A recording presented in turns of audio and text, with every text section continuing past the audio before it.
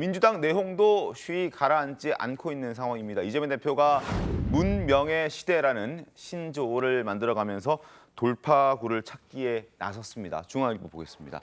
이재명, 문명의 시대로 가야 한다. 총선까지 진영 결속을 강조하는 목소리를 냈습니다. 여기서 문은 문재인 전 대통령이고 명은 이재명 본인을 가리킵니다. 결국 비명, 친명, 친문, 비문 이렇게 나누지 말고 문과 명이 하나가 돼서 함께 가자 이런 메시지겠죠. 배석자가 이렇게 이 자리가 어디에서 나왔냐 하면 지난 5일에 비명계로 분류되는 한 의원의 그 상가가 있었다고 하는데 그 자리에서 동료 의원들과 식사하면서 문명의 시대로 가야 한다라고 얘기를 했다고 합니다. 이 자리에 배석했던 한 사람은 이렇게 얘기했습니다. 선거에서 승리하자, 그래서 단결하자는 뜻으로 이해를 했던 반면에 비명계에서는 이렇게 해석합니다.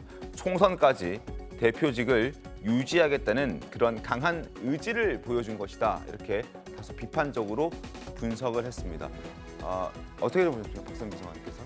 그러니까 이게 지금 문명의 시대라는 게 네. 어떻게 보면은 정치적인 연대 효과를 누리고자 쓰신 표현이라고 생각이 됩니다. 네. 그러니까 문재인 전 대통령과 이재명의 시대로 가야 된다라고 이제 이야기를 하는 것은 사실 여러 차례 언론을 통해서 이재명 대표께서 생각하시기에는 본인의 지지층과 문재인 전 대통령의 지지층이 90% 이상 겹친다라는 이야기를 해오신 바가 있거든요. 네.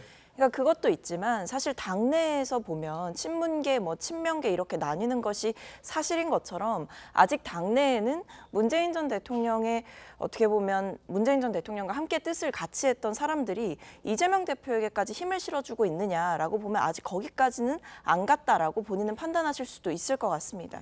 그렇기 때문에 사실 지금 당이 이렇게 좀 당 내부의 갈등이 심화되고 있고 사실은 지금 원내대표부터 시작해서 사무총장까지 의원들을 선수별로 만나겠다라고 당내에서 이제 기조를 잡고 행동에 옮기고 있는데 사실 이 갈등을 봉합할 수 있는 것은 원내대표도 아니고 사무총장도 아니고 바로 이재명 대표 본인입니다. 그렇기 때문에 아마 이제 본인이 그동안 이 갈등이 불거지고 나서 그러니까 체표동의안 포결 이후에 앞으로 어떻게 우리 당을 좀 이끌어 가야 될까라고 생각을 했을 때 내놓았던 하나의 첫 번째 생각이 아닐까. 문명의 시대로 가야겠다라는 본인의 좀 결연한 의지도 드러내면서 동시에 정치적인 연대 효과까지 본인이 고민을 하고 있는 것 같다라는 생각이 좀 들었습니다.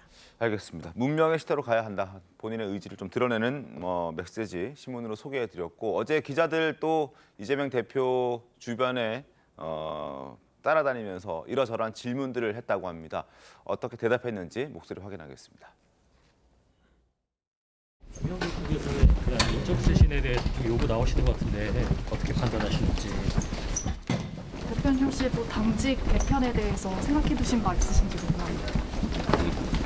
당내 소통은 지금 어떻게 하고 계신지 더 노력하겠다 하셨는데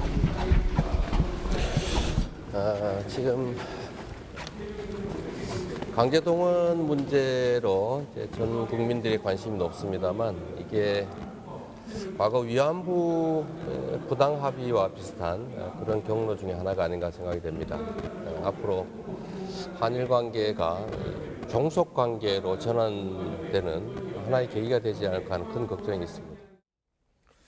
자, 물어보는 질문에 답하지 않고 본인이 다른 얘기를 하는 모습을 확인했는데 이렇게 답변을 회피하는 과정에서 당내 갈등은 점점 커지고 있고 관련해서 신문 하나 더 살펴보겠습니다. 매일경제 지금부터 볼 건데 이재명 회의론, 대통령은 상수인데 이재명은 아니다.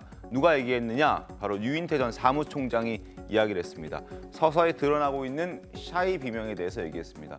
30여 명의 이탈표가 발생을 했다. 그런데 사실 그것보다 더 많은 사람들이 지금 마음이 흔들리고 있을 것이다라고 유인태 전 사무총장은 이야기를 했습니다. 그리고 이런 얘기를 했는데 과연 이재명 대표를 대표로 둔 상태에서 총선에서 민주당이 나설 수 있느냐, 승리할 수 있느냐 거기에 대해서 굉장한 회의론이 일고 있다라고 얘기를 하면서 유 전 총장은 이렇게 말했습니다. 윤석열 대통령도 사실 본인이 봤을 때 그렇게 지금 잘하고 있다라고 판단되지 않았을 것으로 보여지고 윤 대통령은 내년 총선 때도 그대로 있지만 민주당은 그렇지 않을 수 있다는 점에서 민주당이 더 유리해질 수 있다고 주장했습니다. 이 말은 윤 대통령은 임기가 5년이라는 임기가 있지만 그래서 다음 총선에도 대통령의 임기를 유지하고 있을 게 뻔하지만 민주당은 바뀔 수 있다. 지금의 이 사법 리스크를 둘러싸고 있는 이재명 대표의 이 위기 상황을 이재명 대표만 없어지면 그냥 이건 사라질 수 있는 문제이기 때문에 다음 총선에서 이 대표가 아닌 다른 대표를 내세우면 훨씬 더 총선에서 유리한 국면을 차지할 수 있다. 이러한 취지로 해석이 되는 목소리였습니다. 자, 유인태 전 사무총장 목소리 직접 들어보겠습니다. 샤이 비명이 많다 막 이런 얘기도 나오는데 뭐 그것도 어느 정도 사실일 거예요. 대부분 이대로는 참 총선이 어렵다. 우리가 그 방탄에 동원돼서 그 표결에 그렇게 하는 게 이래 가지고 총선 제대로 치르겠냐. 이제 이 위기감이 이 대표가 이건 결자해지하는 게 문재인 대통령도 그때 그 강성 지지층을 양념이라고 한 게 큰 실수이듯이 지금 뭐 저런 데 끌려 가가지고는 그 별 희망이 안 보이는 거죠. 그렇잖아요. 좀 저렇게 하는 거를 좀 즐기다가 야 이거 좀 너무 나가니까 아이고 이거 좀 말려야 되겠구나 뭐 이런 걸로 보여지대. 자, 윤 전 사무총장 뭐 합리적인 목소리를 많이 내는 사람으로 알려져 있는 분이기도 한데 어떻게 좀 보셨습니까? 어제 윤 전 사무총장. 그렇죠. 아니 저런 얘기가 맞는 것이 지금 이재명 대표의 예를 들어서 앞으로 5월, 네. 그다음에 뭐 7월, 네. 예를 들어서 이재명 대표가 지금 어떤 상황이 될지 아무도 예측할 수가 없어요. 그렇죠. 뭐 2차 구속영장 청구 얘기도 나오고 있고 수사는 계속 진행되고 있고, 네. 그다음에 그 김용 전 원장 조금 있으면 이제 정진상 그 전 실장 또 재판이 진행될 거 아니겠습니까? 그 재판 결과가 어떻게 진행될지도 모르고 그런 결과에 굉장히 큰 영향을 받을 수밖에 없대요. 근데 이재명 대표는 지금 내년 총선을 얘기하고 있는데 네. 총선 전에 이런저런 변수에 따라서 이재명 대표의 지위나 위상이나 또는 그 여파로 민주당의 그 총선에서의 경쟁력 같은 게 결정이 될 가능성이 대단히 높은데 지금 유인태 전 사무총장이 얘기하는 건 그걸 얘기하는 거예요. 윤석열 대통령은 상수로 큰 변함이 없겠지만 네. 이재명 대표의 앞으로의 위상은 정말 어마어마한 우리가 예상할 수 없는 상황을 맞을 수도 있는데 이 상황을 그냥 끌려가야 되겠느냐. 그러니까 여기서 이재명 대표가 결자 해지하라 이렇게 지금 요구를 하고 있고 어찌 보면 비명계들의 시각하고 거의 비슷하다고 볼 수는 있는데 네. 문제는 이재명 대표가 제가 보기에는 네. 결자 해지의 의지가 없는 것으로 보여요. 그래서 문명의 시대라는 것도 그런 차원이겠죠. 문명의 시대도 그건 이제 결자 해지를 안 하겠다는 거 아닙니까? 문명의 시대로 간다는 얘기는. 그러니까 없는 거로 보이기 때문에 결국은 유인태 전 사무총장을 비롯한 비명계나 또는 중립지대에 있는 분들이 계속해서 이재명 대표의 결자 해지를 요구하지만 실제 그런 일이 벌어질 것 같지는 않다. 결과적으로 갈등만 더욱 커질 것이다. 이런 생각이 듭니다. 민주당은 어떻습니까? 그러니까 뭐 지금 현재 뭐 내용이라고 보면 내용이라고 볼 수 있겠지만 저는 뭐 당내에서 치열한 입장차가 있다. 네. 그리고 좀 건전한 성장통으로 갈 수 있는 계기가 마련됐다고 좀 보는 것도 긍정적 시각인 것 같아요. 그러니까 당이라는 자체가 견제와 균형의 원리 이런 부분들이 결국엔 입장이 서로 다른 사람들끼리 모여서 뭐 앞으로 나아갈 길을 얘기를 하는 겁니다. 근데 이거를 해결해야 되는 방법, 해법, 이런 태도 이런 게 중요하겠죠. 근데 저는 이 갈등이 계속해서 목소리가 나오는 부분에 있어서 해결해야 될 수 있는 책임은 당대표, 이재명 대표가 하셔야 된다고 봅니다. 왜 그러냐면 문명의 시대 얘기도 했지만 저것도 하나의 일환일 수 있지만 지금 반대파에서 얘기하는 것들은 이 체제로 과연 총선에서 여러 가지 우리가 실익을 얻을 수 있겠느냐. 이대로는 안 되겠다라는 입장이거든요. 충분히 주장할 수 있습니다. 그러면 이재명 대표는 그 주장을 그러니까 이번에 부결표에서 가계를 던지는 그런 좀 인간적 배신감은 솔직히 이해는 됩니다. 화도 나겠죠. 하지만 당대표이기 때문에 그런 반대파의 입장을 좀 더 적극적으로 안아서 대화하고 소통할 수 있는 그런 자리들을 자주 마련하고 본인이 좀 스스로 대표로서 리더로서 자리를 매김하려면 네. 조금 그 반대파가 이해할 수 있는 부분들 좀 듣기 싫은 소리도 들어가면서 자꾸 만나고 설득하는 과정들이 더 필요하다. 그리고 거기에 덧붙여서 최근에 보면 그 적극 지지층, 강성 지지층들이 뭐 색출 작업하고 막 그렇잖아요. 이런 부분도 효과를 지금 못 보고 있습니다. 페이스북에 한번 이재명 대표가 남겼지만 그리고 나서는 어떤 공개 발언이 없습니다. 이럴 때는 적극 지지층이나 강성 지지층들이 그거를 하지 않도록 계속해서 반복해서 얘기를 적극적으로 해주셔야 되고, 그다음에 지금 친명과 비명이 일부 스피커들이 얘기를 하면서 지금 당내 분란을 솔직히 더 가속화시키는 거거든요. 그런 부분들에 있어서도 좀 침묵해달라. 당대표니까 그렇게 얘기할 수 있거든요. 저는 그런 노력들이 지금은 필요한 시기다라고 좀 보고 있습니다. 알겠습니다. 뭐 소통하고 대화하는 것 중요한데 비명계에서 요구하는 것은 지금 이 상황을 극복하고 타개해 나갈 수 있는 해법, 해결책을 달라. 그게 없으면 물러나라. 이런 주장들을 하고 있는 겁니다. 조홍천 의원도 그런 주장을 하고 있습니다. 들어보시죠. 예를 들어 체포동의안 표결하지 말고 제발로 좀 나가셔라. 네네. 여러 가지 요구를 하셨어요. 근데 요지부동으로 그냥 단일대우 대동단결 네네. 그렇게만 계속하지 않습니까? 예. 당을 이렇게 끌고 와 있다. 총선 어떻게 치르겠다. 예. 나는 구체적인 얘기를 할 책무가 있는 거죠. 예. 근데 지금 상황에서 내놓을 수 있는 해법이라는 게 어떤 뭐 당대표직을 물러나는 아니 것. 뭐 그것도 해법 중에 하나입니다. 자, 유시민 이사장도 한마디를 했습니다. 어떻게 얘기했는지 보겠습니다. 유시민, 이재명은 수모 견디는 힘을 잃지 말아라. 유인태 전 사무총장과는 좀 결이 다른 목소리를 내고 있는 겁니다. 불체포 특권을 포기하지 말고 재판정을 드나드는 것을 부끄러워하지 말고 당대표와 국회의원의 권한을 충분히 행사하면서 윤 대통령이 가하는 조리돌림을 견뎌내기 바란다. 이렇게 얘기했습니다. 박성미 소장님 어떻게 보셨습니까? 그러니까 이게 지금 그 앞에 뒤에 내용을 보면 이게 진보는 수모를 견디는 힘이 필요하다. 특히 진보의 리더들은. 왜냐하면 유시민 이사장 같은 경우에는 노무현 전 대통령님의 그런 죽음도 목격을 했던 바가 있고, 그리고 뭐 그 뒤에 있었던 여러 가지 사법적인 문제들, 진보 진영과 관련돼서 이런 부분들에 대해서 상당히 좀 강력하게 그 부분을 비판하면서 동시에 이재명 대표에게 좀 힘을 실어주는 메시지를 낸 거거든요. 네. 근데 사실 유시민 이사장의 말이 지금 상황에서 지지자들이나 이제 뭐 여러 가지 힘든 상황에 있는 진보 진영의 정치인들에게는 사실 힘이 될 수는 있을지 몰라도 민심과는 조금 거리가 있지 않나라는 생각은 듭니다. 왜냐하면 앞에서 이제 조홍천 의원의 발언도 봤었지만 지금 상황에서 사실 일치 단결만을 강조하는 것 또는 뭐 지금 사법 탄압, 뭐 검찰 독재 이런 것들 때문에 진보 진영의 인사들이 탄압받고 있으니까 잘 버텨야 된다. 이런 메시지만 내는 것으로는 사실 충분하지 않다라는 것이 제 생각이거든요. 그러니까 그렇기 때문에 유시민 이사장의 말이 뭐 참고해서 들을 분들 또는 위로를 받을 분들 또는 공감하실 분들은 있겠지만 뭐 지금 이재명 대표와 관련된 이재명 대표를 둘러싼 여러 가지 갈등들에 있어서는 해법이라기보다는 이제 일종의 위로가 아닐까라는 생각은 듭니다. 네.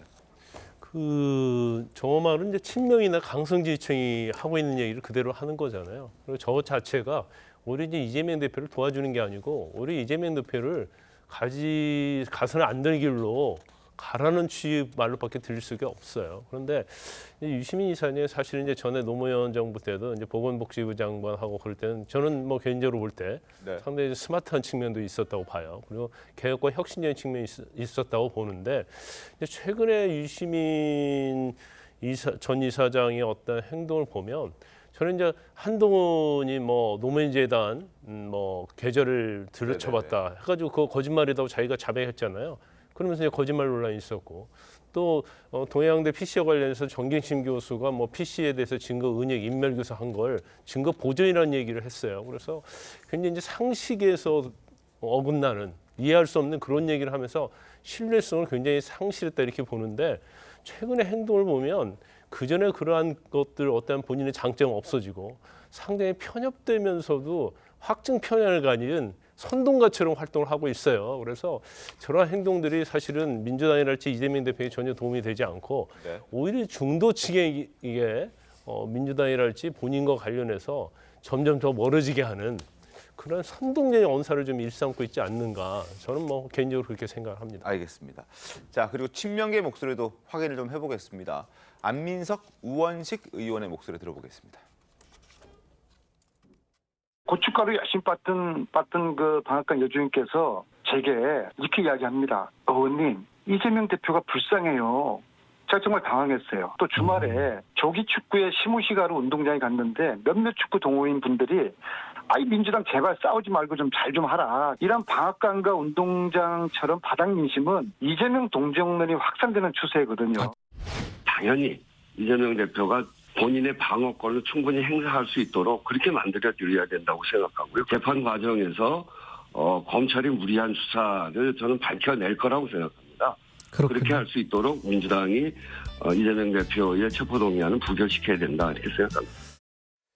자, 이런 분위기들입니다. 당내 갈등이 앞으로 더 가속화되고 더 커질 수 있는 그런 가능성이 남아있는 그런 상황인데 이런 상황에서 민주당 지도부가 지금 꺼내는 카드가 있습니다. 바로 김건희 특검입니다. 그리고 어제 정의당도 김건희 특검에 일정 부분 동의한다는 그래서 함께 하겠다는 메시지를 내놨기 때문에 민주당 입장에서는 천군만마를 얻었다는 생각이 들 수도 있을 겁니다. 박홍원 원내대표 목소리 들어보겠습니다.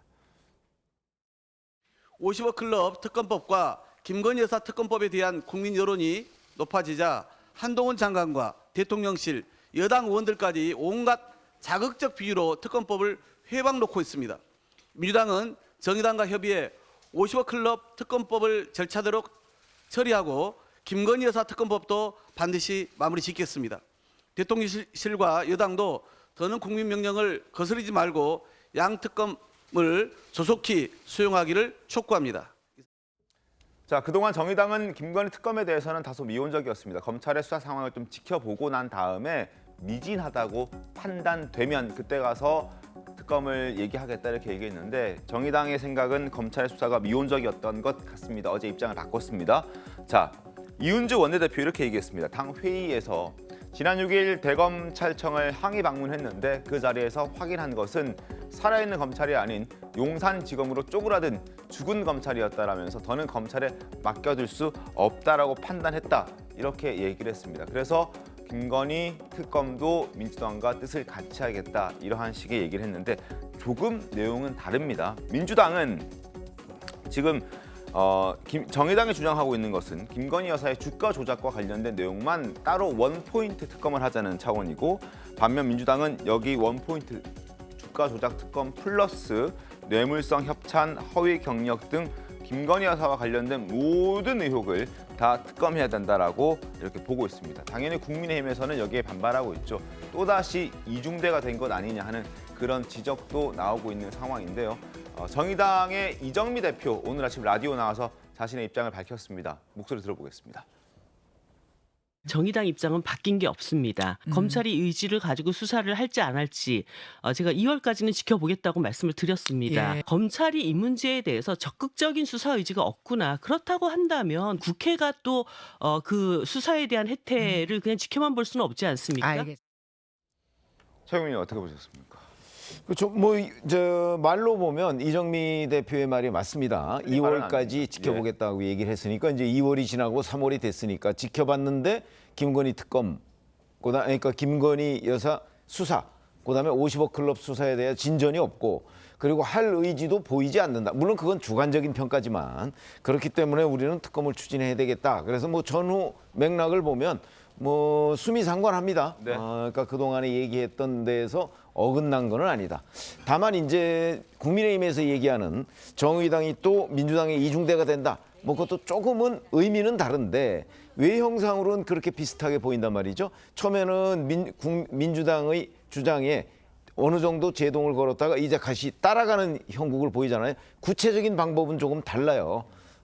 그런 점에서 본다면 이게 이제 결국 본회의 직회부로 갈 가능성이 있거든요. 왜냐하면 그렇죠. 법사위에서는 시대전환 조정훈 의원이 있기 때문에 네. 아마 법사위 통과가 쉽지 않을 것이고 또 법사위원장도 국민의힘 소속이니까 그래서 본회의 직회부로 갈 가능성이 있는데 그 이후에도 물론 또 대통령의 거부권이라는 것들이 있죠. 그래서 일단은 민주당과 정의당의 이 특검 추천권이라든가 수사 대상이라든가 이런 것을 의견 일치를 어떻게 보느냐, 이제 의견이 그런 부분이 이제 우리 관심 사항이고 그 다음에 최종적으로는 과연 그럼 특검법이 될까? 왜냐하면 대통령 거부권이 있으니까 이렇게 돼서 앞으로도 산 넘어 산이긴 한데 여하튼 윤석열 정부로서는 정의당이 합세함으로써 정치적으로 부담은 커졌다 이렇게까지 충분히 얘기할 수 있습니다. 알겠습니다.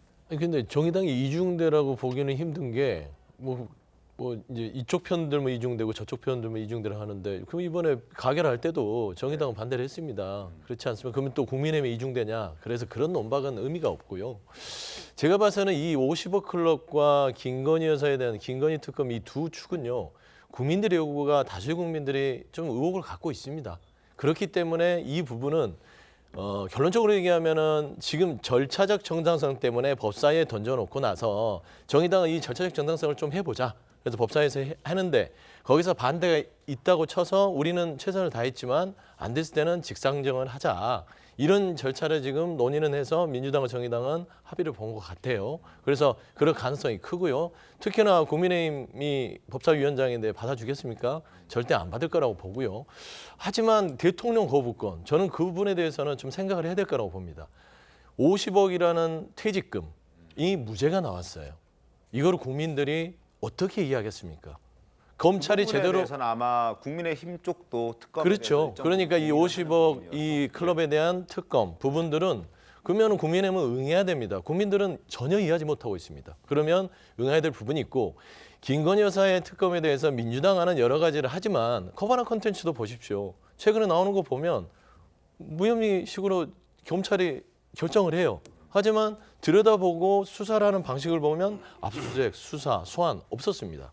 이런 부분들에 있어서는 검찰이 살아있는 권력에 너무 눈치를 보는 거 아닌가 그런 의미에서 특검을 주장하는 것인데 주가 조작 부분은 도이치모터스 주가 조작은 이미 재판에서 나왔던 부분입니다. 그렇기 때문에 국민들도 이 부분에 있어서는 검찰 수사가 미진했다고 보고 이 부분은 밝혀야 된다고 생각하기 때문에 이 특검 자체를 대통령이 거부권 행사했을 때는 자기 본인에게 너무 관대한 대통령으로 정치적 부담이 비춰질 수 있다라는 점에서는 거부권을 행사한다는 것은 큰 도박이 될 수 있을 거다. 저는 그래 보고 있어요. 알겠습니다. 코바나 컨텐츠와 관련해서는 일단 그 경찰이 관련자들을 소환 조사했고 거기에서 결론은 통상적인 과정을 거친 것이다. 어떤 뭐 부정한 청탁이라든지 특혜를 보고 한 것은 아니고 김건희 여사도 두 차례 소환 조사는 아니지만 서면 조사를 했다라고 일단 알려져 있긴 하죠. 아니 그리고 문재인 정부 검찰 때 압수수색 영장을 청구했잖아요. 네. 청구했는데 압수수색 영장 자체가 기각이 됐어요. 그러니까 압수수색을 안 한 게 아니고 네. 하려고 했는데 법원에서 기각한 거예요. 그거는 팩트를 바로 잡아야 됩니다. 그러니까 소환 조사 없었고 아무런 그게 없었다라고 말씀하셨던 부분에 대한 바로 잡음을 저희가 좀. 제가 말씀드리는 것은 그것이죠. 그러니까 당시에 서울지검장이 윤석열 현 대통령이신데 당시에 그 코바나 컨텐츠에 후원을 했던 기업들이 몇몇을 보면 당시에 검찰에서 수사한 게 있습니다. 그 기업에 대해서. 근데 그 기업에 대해서 불기소 처분을 해요. 이런 연관성들에 대해서도 경찰이 수사를 했는지의 부분에 있어서는 다시 들여다봐야 된다. 그리고 문재인 정부에서 했기 때문에 이게 뭐 어떤 정당성이 있다? 그러면은 지금 이재명 대표에 대한 수사를 문재인 정부 때 검찰 때 안 했습니까? 미진하면 지금 정부 때 해야죠. 그게 공정한 거 아니겠습니까? 저는 그런 말을 하는 겁니다. 알겠습니다. 문제의 본질은 또다시 정의당과 민주당이 국회를 이재명 대표를 위한 방탄으로 가겠다는 것밖에 안 되는 거죠. 왜냐하면은 자꾸 50억 클럽을 가지고 이제 물타기식으로 국민의힘을 끌어들이는데 국민의힘도 분명하게 50억 곽상도 전 의원에 대한 무죄는 문제가 있다고 분명히 밝혔습니다. 그래서 검찰에 대해서 거기에 대한 수사 인력을 보강해서 제대로 해야 된다고 말씀을 드렸고요. 그리고 또 코바나 컨텐츠를 말씀하시고 주가 조작을 말씀하시고 또 특검을 주장하는데 사실 과연 이게 문제가 있었다면은 문재인 정부에서 저희가 늘 주장하지만 여러 차례가 있었습니다. 검찰총장 인사청문회부터 해서 그리고 당시에 수사부터 대선 때부터 그런 모든 것들이 당시에 없었기 때문에 그리고 소환 조사 자체도 할 필요가 없었다는 게 있었지 않습니까? 그런데 이것을 마치 방탄에 또 이용하기 위해서 또 특검을 주장하는데요. 핵심의 본질은 방탄을 이용하는 것이 바로 민주당과 정의당의 명령인 거고 국민의 명령이 아닙니다. 국민의 명령은 지금 민생을 살리고 경제가 어려운데 경제를 살리라는 게 국민의 명령입니다. 하지만 어떻습니까? 윤석열 대통령이 일을 안 한다 하지만 일을 할 기회를 안 주지 않습니까? 그 대표적인 게 3대 개혁을 위한 법안을 발의해도 법안에 대해서 어떻게 합니까? 무조건 안 된다 자세로 먼저 나오고 있고 그리고 문재인 정부 때 그렇게 해결하지 못했던 법안을 정권이 바뀌니까 가장 먼저 일사천리로 양당의 논의도 없이 처리한 게 노랑봉투법이지 않습니까? 그러면 기업만 더 죽고 경제가 더 힘들어지는 겁니다. 그러한 상황들을 국민들이 엄밀히 보고 있는 거지 이것이 과연 국민의 명령이다. 국민의 의혹을 가지기 때문에 특검을 해야 된다. 그게 아니라 국민의 명령은 경제를 살리라는 게 국민의 명령인 거죠. 알겠습니다.